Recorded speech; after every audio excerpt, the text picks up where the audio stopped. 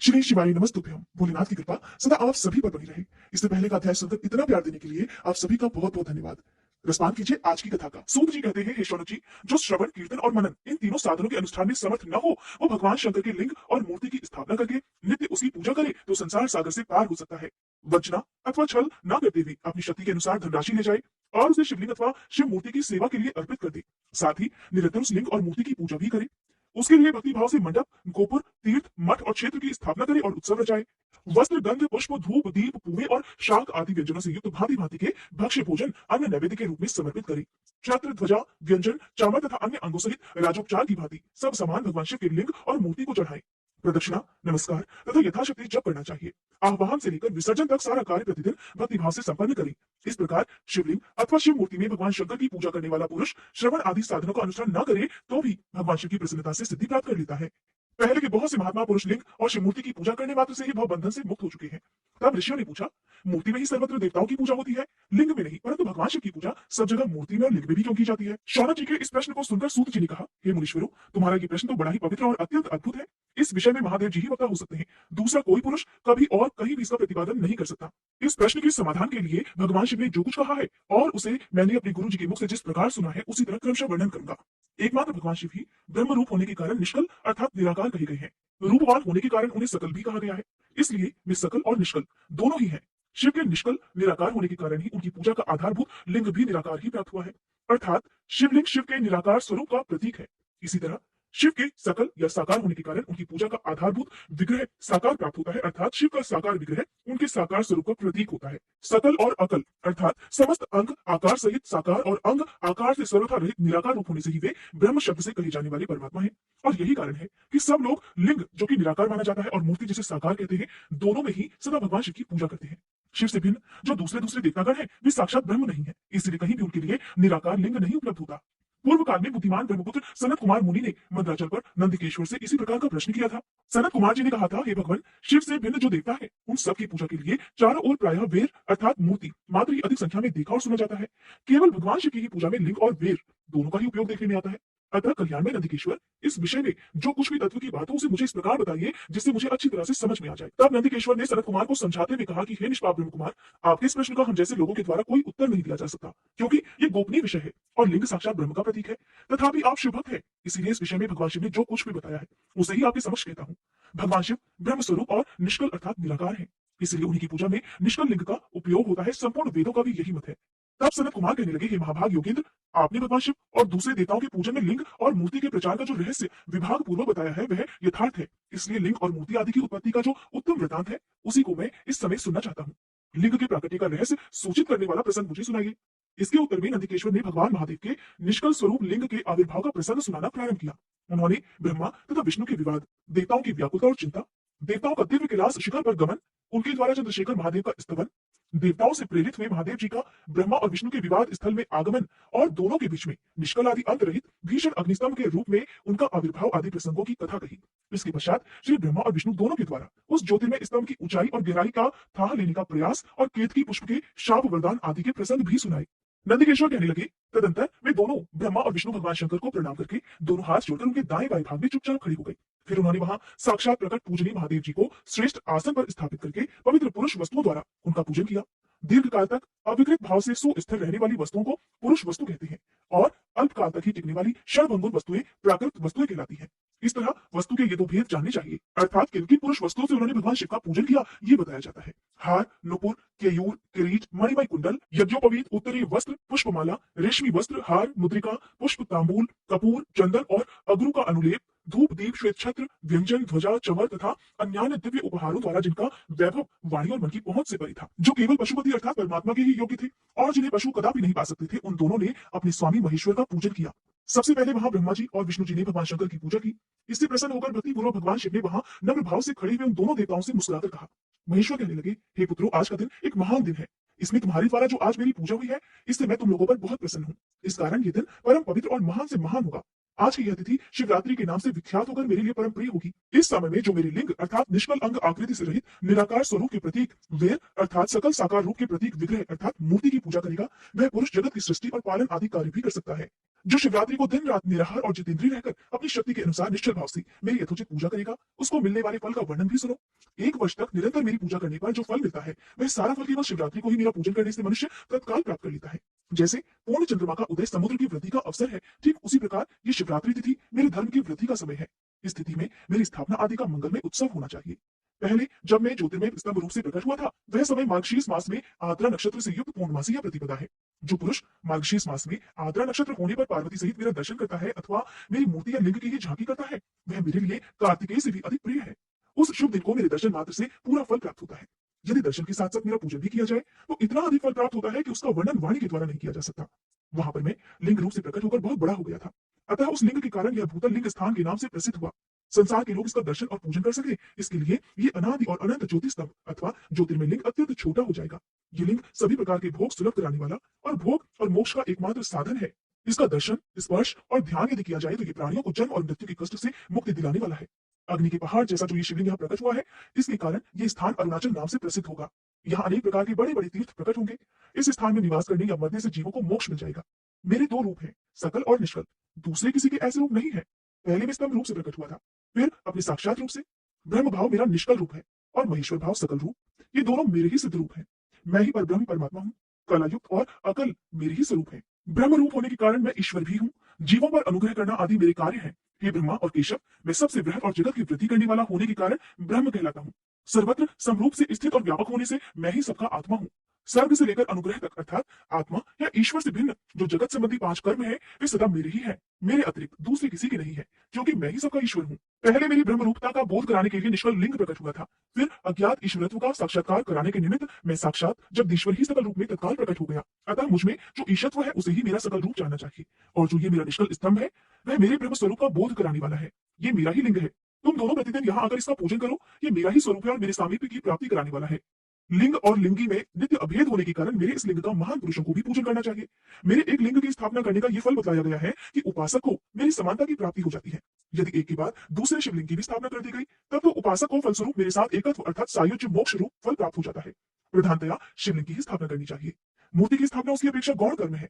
शिवलिंग के भाव में सब ओर से मूर्ति युक्त होने पर भी वह स्थान क्षेत्र नहीं कहलाता। ऋषियों ने श्री सूत जी महाराज से कहा, हे सूत जी, अब आप हमें शीघ्र ही वह सदाचार सुनाइए जिससे विद्वान पुरुष पुण्य लोकों पर विजय प्राप्त करता है।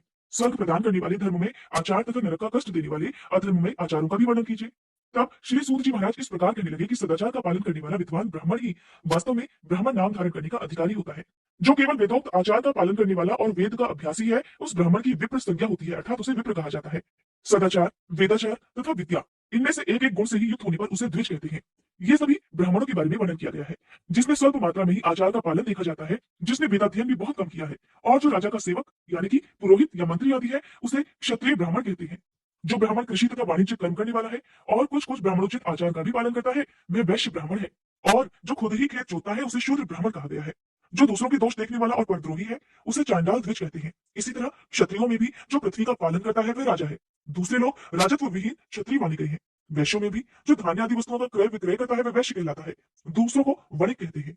जो ब्राह्मणों, क्षत्रियों और वैश्यों की सेवा में लगा रहता है, वही वास्तव में शूद्र कहलाता है। जो शूद्र हल जोतने का काम करता है, उसे वृषल समझना चाहिए। सेवा, शिल्प और कर्षण से भिन्न वृत्ति का आश्रय लेने वाले शूद्र दस्यु कहलाते हैं। इन सभी वर्णों के मनुष्य को चाहिए कि वे ब्रह्म मुहूर्त में उठकर पूर्वाभिमुख होकर सबसे पहले देवताओं का, फिर धर्म का, अर्थ का, उसकी प्राप्ति के लिए उठाए जाने वाले क्लेशों का तथा आय और विक्रय का भी चिंतन करें। रात के पिछले पहर को उषा काल जानना चाहिए। उस अंतिम पहर का जो आधा या मध्य भाग है, उसे संधि कहा जाता है। उस संधि काल में उठकर द्विज को मलमूत्र आदि का त्याग करना चाहिए। घर से दूर जाकर बाहर से अपने शरीर को ढके रखकर दिन में उत्तराभिमुख बैठकर मलमूत्र का त्याग करें। यदि उत्तराभिमुख बैठने में कोई रुकावट हो तो दूसरी दिशा की ओर मुंह करके बैठे। जल, अग्नि, ब्राह्मण आदि तथा देवताओं का सामना बचाकर बैठे। इसके पश्चात किसी वृक्ष के पत्ते से या उसके पतले काष्ठ से जल के बाहर दातुन करनी चाहिए। उस समय तर्जनी अंगुली का उपयोग नहीं करना चाहिए। ये दंत शुद्धि का विधान बताया गया है। इसके बाद जल संबंधी देवताओं को नमस्कार करके मंत्र पाठ करते हुए जलाशय में स्नान करें। यदि गले तक या कमर तक पानी में खड़े होने की शक्ति ना हो तो घुटने तक भी जल में खड़ा होकर अपने ऊपर जल छिड़का जा सकता है और मंत्रोच्चार पूर्वक स्नान कार्य संपन्न किया जा सकता है। विद्वान पुरुष को चाहिए कि वहां तीर्थ जल से देवता आदि का स्नानांग तर्पण भी करे। इसके बाद धौत वस्त्र अर्थात धोती लेकर 5 कच्छ करके उसे धारण करे। साथ ही कोई उत्तरी भी धारण कर ले, क्योंकि संध्या वंदन आदि सभी कर्मों में उसकी आवश्यकता होती है। नदी आदि तीर्थों में स्नान करने पर स्नान संबंधी उतारे हुए वस्त्रों को वहां पर कभी न धोए। स्नान करने के पश्चात विद्वान पुरुष भीगे हुए उस वस्त्र को बावड़ी में, कुएं के पास अथवा घर आदि में ले जाए और फिर वहां पर पत्थर पर, लकड़ी पर या जल पर या स्थल पर अच्छी तरह धोकर उस वस्त्र को निचोड़ना चाहिए। अक्सर लोग क्या करते हैं कि गंगा जी आदि में स्नान करने जाते हैं और वहीं पर स्नान करने के बाद उसी बहते जल में अपने वस्त्र धोकर उसी जल में निचोड़ भी देते हैं, जिससे बहुत भारी पाप लगता है। अगर आप में से भी कुछ लोग ऐसा करते हैं तो अब से आप ऐसा मत कीजिएगा। हे द्विजो, वस्त्र को निचोड़ने से जो जल गिरता है वह एक श्रेणी के पितरों की तृप्ति के लिए होता है। इसके पश्चात जाबली उपनिषद में बताए गए अग्निरति मंत्र से भस्म लेकर उसके द्वारा त्रिपुंज लगाए। अगर इस विधि का पालन न किया जाए और इसके पहले ही यदि जल में भस्म गिर जाए तो गिराने वाला नरक में जाता है। प्रातः काल की संध्या उपासना में गायत्री मंत्र का जाप करके 3 बार ऊपर की ओर सूर्य देव को अर्घ्य देना चाहिए। हे ब्राह्मणों, मध्याह्न काल में गायत्री मंत्र के उच्चारण पूर्वक सूर्य देव को एक ही अर्घ्य देना चाहिए और फिर सायंकाल आने पर पश्चिम की ओर मुख करके बैठ जाए और पृथ्वी पर ही सूर्य के लिए अर्घ्य देना चाहिए। उस समय हाथ ऊपर की ओर उठाकर जल अर्पित नहीं करना चाहिए।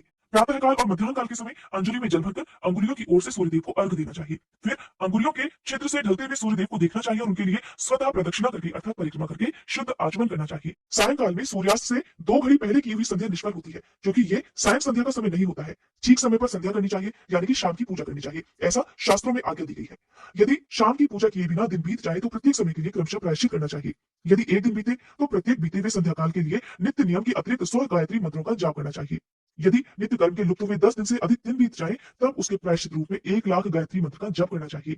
और यदि 1 मास तक नित्य कर्म छूट जाए तो पुनः अपना उपनयन संस्कार कराए। अर्थ सिद्धि के लिए ईश, गौरी, कार्तिकेय, विष्णु जी, ब्रह्मा जी, चंद्रमा और यम का तथा ऐसे ही अन्य देवताओं का भी शुद्ध जल से तर्पण करे। फिर तर्पण कर्म को ब्रह्मार्पण करके शुद्ध आचमन करे।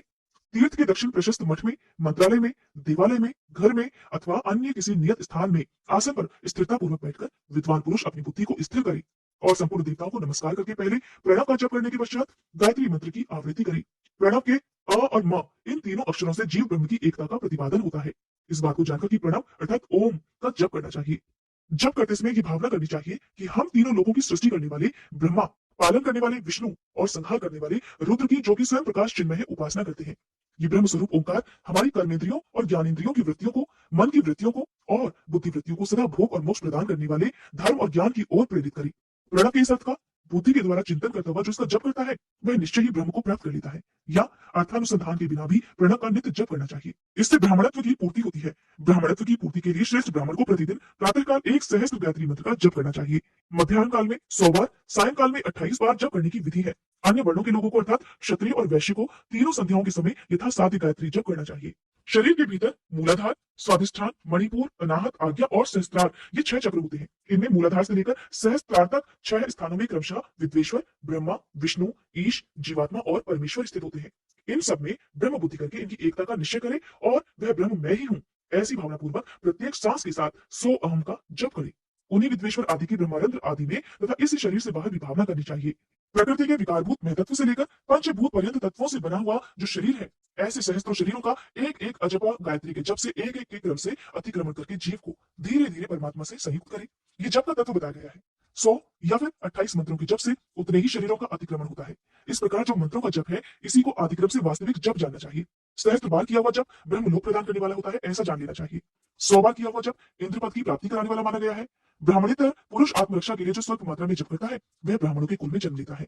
प्रतिदिन सूर्योपस्थान करके उपयुक्त रूप से जप का अनुष्ठान करना चाहिए।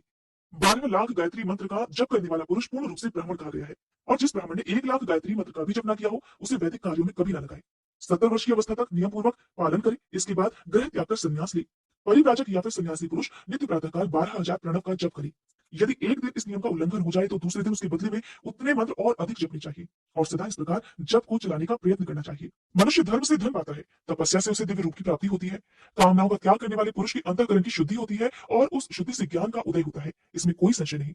सतयुग आदि में तब को ही प्रशस्त कहा गया है, किंतु कलयुग में द्रव्य साध्य धर्म अर्थात दान आदि को सबसे उत्तम माना गया है। इसीलिए कहते हैं कोई भी व्रत हो तो अपनी सामर्थ्य के अनुसार कुछ न कुछ दान जरूर करना चाहिए।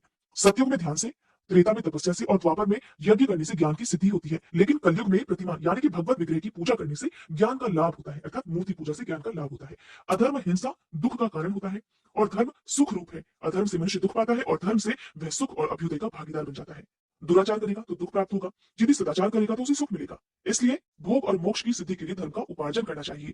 जिसके घर में कम से कम 4 मनुष्य हैं, ऐसे कुटुंबी ब्राह्मण को जो 100 वर्ष के लिए जीविका देता है, उसके लिए वह दान ब्रह्मलोक की प्राप्ति कराने वाला होता है। एक सहस्त्र चंद्रायन व्रत का अनुष्ठान ब्रह्मलोकदायक माना गया है।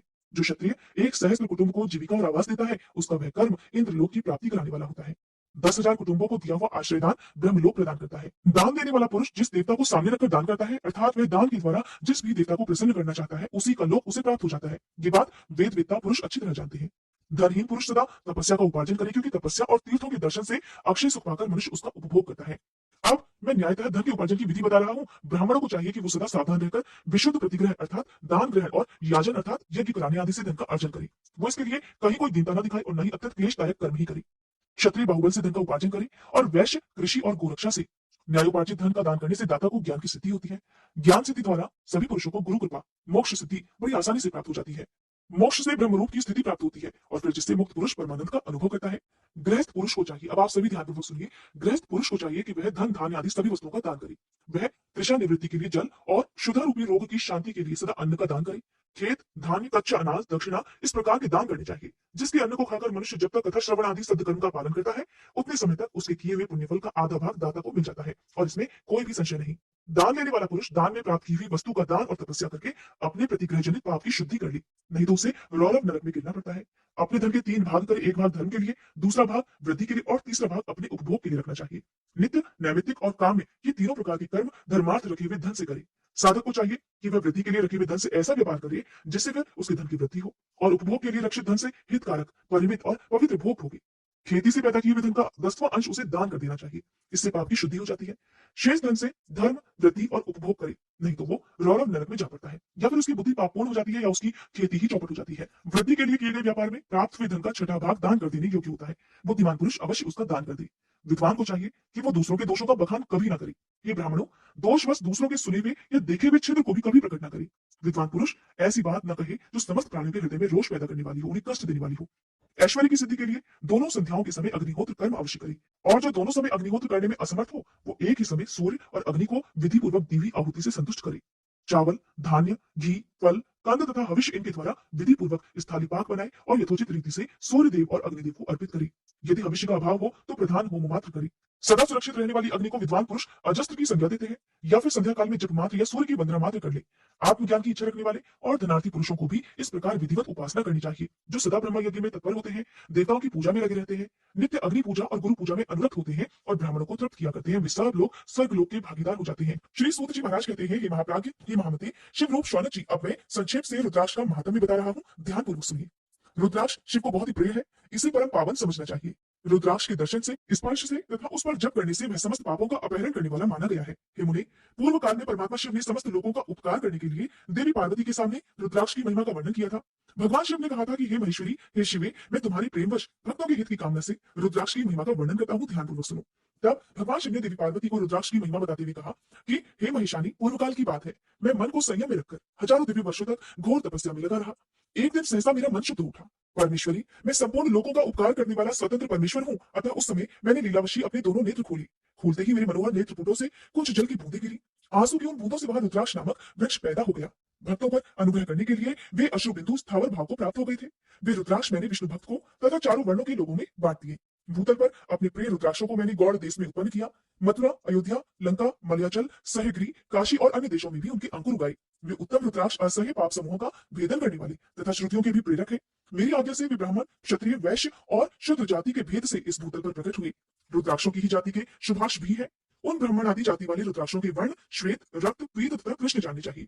मनुष्य को चाहिए कि वे क्रमशः वर्ण के अनुसार अपनी जाति का ही रुद्राक्ष धारण करें। भोग और मोक्ष की इच्छा रखने वाले चारों वर्णों के लोगों और विशेषतः शिव भक्तों को शिव पार्वती की प्रसन्नता के लिए रुद्राक्ष के फलों को अवश्य धारण करना चाहिए। आंवले के फल के बराबर जो रुद्राक्ष हो वह श्रेष्ठ बताया गया है। जो बेर के फल के बराबर हो उसे मध्यम श्रेणी का कहा गया है, और जो चने के बराबर हो उसकी गणना निम्न कोटि में की गई है। अब इसकी उत्तमता को परखने की ये दूसरी उत्तम प्रक्रिया बताई जाती है। इसे बताने का उद्देश्य है भक्तों की हित कामना। हे पार्वती, तुम भली भांति प्रेम पूर्वक इस विषय को भी सुनो। हे महेश्वरी, जो रुद्राक्ष बेर के फल के बराबर होता है वह उतना छोटा होने पर भी लोक में उत्तम फल देने वाला और सुख सौभाग्य की वृद्धि करने वाला होता है। जो रुद्राक्ष आंवले के फल के बराबर होता है वह समस्त अरिष्टों का नाश करने वाला होता है, और जो गुंजा फल के समान बहुत छोटा होता है वह संपूर्ण मनोरथों और फलों की सिद्धि करने वाला होता है। रुद्राक्ष जैसे जैसे छोटा होता है वैसे वैसे ही अधिक फल देने वाला होता है। एक एक बड़े रुद्राक्ष से एक एक छोटे रुद्राक्ष को विद्वानों ने 10 गुना अधिक फल देने वाला बताया है। पापों का नाश करने के लिए रुद्राक्ष धारण करना आवश्यक होता है। वह निश्चय ही संपूर्ण अभीष्ट मनोरथों का साधक है, इसलिए अवश्य ही उसे धारण करना चाहिए। हे परमेश्वरी, लोक में मंगल में रुद्राक्ष जैसा फल देने वाला देखा जाता है, वैसे ही फलदायिनी दूसरी कोई माला नहीं दिखाई देती। हे देवी, समान आकार प्रकार वाले, चिकने, मजबूत, स्थूल, कंटक युक्त अर्थात उभरे हुए छोटे छोटे दाने वाले और सुंदर रुद्राक्ष अभिलाषित पदार्थों की दाता तथा सदैव भोक्ष और मोक्ष देने वाली है। जिसे कीड़ों ने दूषित कर दिया हो, जो टूटा फूटा हो, जिसमें उभरे हुए दाने ना हो, जो व्रण युक्त हो और जो पूरा पूरा गोल ना हो, इन 5 प्रकार के रुद्राक्ष को त्याग देना चाहिए। जिस रुद्राक्ष में अपने आप ही डोरा पिरोने के योग्य छिद्र हो गया हो, वही यहाँ उत्तम माना गया है। जिसमें मनुष्य के प्रयत्न से छेद किया गया हो, वह रुद्राक्ष मध्यम श्रेणी का होता है। रुद्राक्ष धारण बड़े बड़े पातकों का नाश करने वाला होता है। इस जगत में 1100 रुद्राक्ष धारण करके मनुष्य जिस फल को प्राप्त करता है, उसका वर्णन सैकड़ों वर्षों में भी नहीं किया जा सकता। भक्तिमान पुरुष 550 रुद्राक्ष के दानों का सुंदर मुकुट बना ले और उसे सिर पर धारण करे। 360 दानों को लंबे सूत्र में पिरोकर एक हार बना ले। वैसे वैसे 3 हार बनाकर भक्ति परायण पुरुष उनका यज्ञोपवीत तैयार करे और उसे यथास्थान धारण किए रहे। इसके बाद किस अंग में कितने रुद्राक्ष धारण करने चाहिए ये बताकर श्री सूत जी महाराज आगे इस प्रकार कहने लगे। हे महर्षियों, सिर पर ईशान मंत्र से, कान में तत्पुरुष मंत्र से तथा गले और हृदय में अघोर मंत्र से रुद्राक्ष धारण करना चाहिए। विद्वान पुरुष दोनों हाथों में अघोर बीज मंत्र से रुद्राक्ष धारण करे। उदर पर वामदेव मंत्र से 15 रुद्राक्षों द्वारा गुथी हुई माला धारण करे अथवा अंगों सहित प्रणव का 5 बार जप करके रुद्राक्ष की 3, 5 या 7 मालाएं धारण करे अथवा मूल मंत्र नमः शिवाय से ही समस्त रुद्राक्षों को धारण करे। रुद्राक्षधारी पुरुष अपने खान पान में मदिरा, मांस, लहसुन, प्याज, सहजन, लिसोड़ा आदि को त्याग दे। हे गिरिराज नंदनी उमे, श्वेत रुद्राक्ष केवल ब्राह्मणों को ही धारण करना चाहिए। गहरे लाल रंग का रुद्राक्ष क्षत्रियों के लिए हितकर बताया गया है। वैश्यों के लिए प्रतिदिन बारंबार पीले रुद्राक्ष को धारण करना आवश्यक है और शूद्रों को काले रंग का रुद्राक्ष धारण करना चाहिए। ये वेदोक्त मार्ग है। ब्रह्मचारी, वानप्रस्थ, गृहस्थ और सन्यासी सबको नियम पूर्वक रुद्राक्ष धारण करना उचित होता है। इसे धारण करने का सौभाग्य बड़े पुण्य से प्राप्त होता है। हे उमे, पहले आंवले के बराबर और फिर उससे भी छोटे रुद्राक्ष धारण करें। जो रोगी हो, जिसमें दाने न हो, जिन्हें कीड़ों ने खा लिया हो, जिनमें पिरोने योग्य छेद न हो, ऐसे रुद्राक्ष मंगलाकांक्षी पुरुषों को नहीं धारण करने चाहिए। रुद्राक्ष मेरा मंगलमय लिंग विग्रह है। यह अंततो गत्वा चने के बराबर लघुतर होता है। सूक्ष्म रुद्राक्ष को ही सदा प्रशस्त माना गया है। सभी आश्रमों, समस्त वर्णों, स्त्रियों और शूद्रों को भी भगवान शिव की आज्ञा के अनुसार सदैव रुद्राक्ष धारण करना चाहिए। यतियों के लिए प्रणव के उच्चारण पूर्वक रुद्राक्ष धारण का विधान है। जिसके ललाट में त्रिपुंड लगा हो और सभी अंग रुद्राक्ष से विभूषित हो तथा जो मृत्युंजय मंत्र का जप कर रहा हो, उसका दर्शन करने मात्र से साक्षात रुद्र के दर्शन का फल प्राप्त हो जाता है। हे पार्वती, रुद्राक्ष अनेक प्रकार के बताए गए हैं। मैं उनके भेदों का वर्णन करता हूँ। वे भेद भोग और मोक्ष रूप फल देने वाले हैं। तुम उत्तम भक्तिभाव से उनका परिचय भी सुनो। एक मुख वाला रुद्राक्ष साक्षात शिव का स्वरूप माना जाता है। वह भोग और मोक्ष रूपी फल प्रदान करता है। जहाँ रुद्राक्ष की पूजा होती है, वहां से कभी भी लक्ष्मी जी दूर नहीं जाती। उस स्थान के सारे उपद्रव नष्ट हो जाते हैं और वहां रहने वाले लोगों की संपूर्ण कामनाएं पूर्ण होती हैं। 2 मुख वाला रुद्राक्ष देव देवेश्वर कहा गया है। वह संपूर्ण कामनाओं और फलों को देने वाला है। 3 मुख वाला रुद्राक्ष सदा साक्षात साधन का फल देने वाला है। उसके प्रभाव से सारी विद्याएं प्रतिष्ठित होती हैं। 4 मुख वाला रुद्राक्ष साक्षात ब्रह्मा का रूप है। वह दर्शन और स्पर्श से शीघ्र ही धर्म, अर्थ, काम और मोक्ष इन चारों पुरुषार्थों को देने वाला है। 5 मुख वाला रुद्राक्ष साक्षात कालाग्नि रुद्र रूप है। वह सब कुछ करने में समर्थ है, सबको मुक्ति देने वाला तथा संपूर्ण मनोवांछित फल प्रदान करने वाला है। पंचमुख रुद्राक्ष समस्त पापों को नष्ट कर देता है। 6 मुखों वाला रुद्राक्ष कार्तिकेय का स्वरूप है। यदि दाहिनी बाह में उसे धारण किया जाए तो धारण करने वाला मनुष्य ब्रह्म हत्या आदि पापों से मुक्त हो जाता है। इसमें कोई संशय नहीं।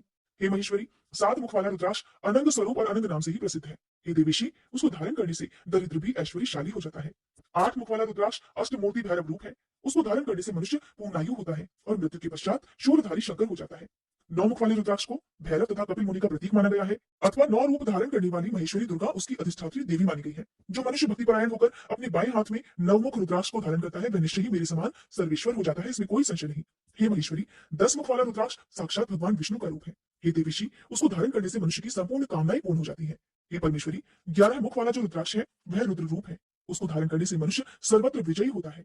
12 मुख वाले रुद्राक्ष को केश प्रदेश में धारण करें। उसके धारण करने से मानो मस्तक पर 12 आदित्य विराजमान हो जाते हैं। 13 मुख वाला रुद्राक्ष विश्व देवों का स्वरूप है और उसको धारण करके मनुष्य संपूर्ण अभिष्टों को प्राप्त करता तथा सौभाग्य और मंगल लाभ करता है। 14 मुख वाला जो रुद्राक्ष है वह परम शिव रूप है।